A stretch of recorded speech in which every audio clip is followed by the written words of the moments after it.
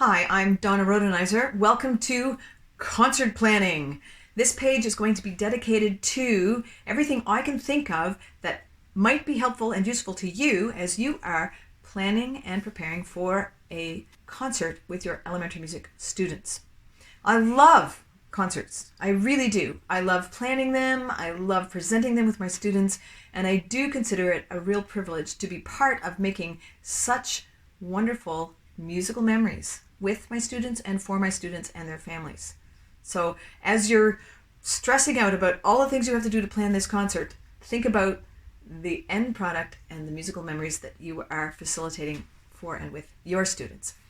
The first thing you will find on this page is going to be repertoire and song ideas for winter and Christmas concerts. That's kind of where we're at with this video right now, sitting by the fire, Snowman looking over my shoulder. It's got to be heading into the Christmas winter season.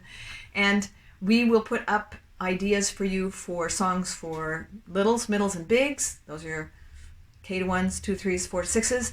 And after we get that series of videos and information up and running, we are also going to be posting some organizational videos, just general things on how to manage riser safety, how to create a class lineup list, how to get your teachers involved in helping you with your class lineup lists, when you should meet with your principal, how to set up a concert for 742 kids that only lasts an hour, or how to set up a concert with 62 kids that lasts an hour. Anything that we can think of that's organizational and helpful for creating and planning and preparing elementary music concerts, we are going to post on this page.